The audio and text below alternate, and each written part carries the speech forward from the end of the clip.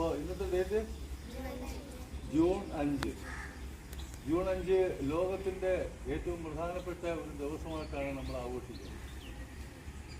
എന്തിനാണ് നമ്മൾ ഈ പരിസ്ഥിതി ദിനം ആഘോഷിക്കുന്നത്? പരിസ്ഥിതി ദിനമായിട്ട് അറിയാമോ? ഇല്ല. അതായത് നമ്മൾ മനുഷ്യരെന്ന് പറഞ്ഞു കഴിഞ്ഞാൽ ഒരുപാട് അതിക്രമങ്ങൾ കാണിക്കുന്നുണ്ട് പ്രകൃതിയോട്. പ്രധാനപ്പെട്ട എന്താണ്? മരങ്ങൾ വൃക്ഷങ്ങളെല്ലാം നശിപ്പിക്കുക, റോഡുകൾ നിരത്തുക, കുളങ്ങൾ നികത്തുക, വയലുകൾ ഇല്ലാതാക്കുക. ഇങ്ങനെയൊക്കെ വരുന്നത് നമ്മുടെ പ്രകൃതിയുടെ ആ സ്വാഭാവികമായിട്ടുള്ള എല്ലാ ചലനാത്മകമായിട്ടുള്ള പ്രവൃത്തികൾ, ഇതിൻ്റെ ആ ഒരു എന്താണ് സ്വാഭാവികമായിട്ടുള്ള നടപടികളെല്ലാം താളം തെറ്റുന്നു. അപ്പോൾ വെള്ളപ്പൊക്കം ഉണ്ടാകുന്നു, അമിതമായ മഴ പെയ്യുന്നു, താളം തെറ്റിയുള്ള കാലാവസ്ഥ മാറ്റി വരുന്നുണ്ട്. അപ്പോൾ ഇതെല്ലാം പറഞ്ഞു കഴിഞ്ഞാൽ ഈ വന നശീകരണം കൊണ്ടാണ്. വൃക്ഷങ്ങൾ നശിപ്പിക്കുക. നമ്മളൊരു വൃക്ഷം ഒരു മരം മുറിച്ചാൽ 2 മരം മുറിക്കുമ്പോൾ നമ്മൾ വൃക്ഷം കൈ വെച്ച് പിടിപ്പിക്കണമെന്നുള്ളതാണ് പഴമക്കാർ പറയുന്നത്. പണ്ട് നമ്മുടെ ഈ ഇവിടെ എല്ലാം വയലുകളും കുളങ്ങളും ഒക്കെ ഉണ്ടായിരുന്നു. ഇപ്പോൾ അതൊന്നുമില്ല.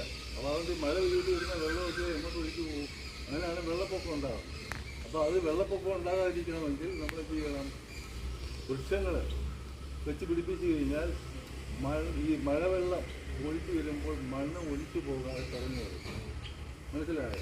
അപ്പോൾ ഇതിന് ആവശ്യത്തിന് നമുക്ക് മഴ ലഭിക്കുകയും ചെയ്യും. അപ്പം അതുകൊണ്ട് എല്ലാ രാജ്യങ്ങളിലും ഇത് ഒരു ലോകത്തെ പ്രധാനപ്പെട്ട ഒരു ദിവസമായിട്ട് ആഘോഷിക്കുകയാണ്, ലോക പരിസ്ഥിതി ദിനമായി.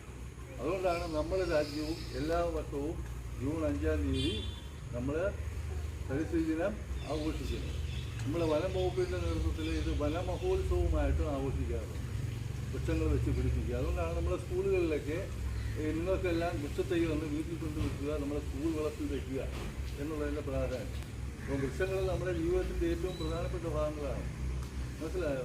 വൃക്ഷങ്ങളില്ലെന്നുണ്ടെങ്കിൽ നമ്മളറിയാതെ ഗൾഫ് രാജ്യങ്ങളിലേക്കൊന്നും വൃക്ഷങ്ങളില്ല. അവിടെ വെറും എന്താണ്?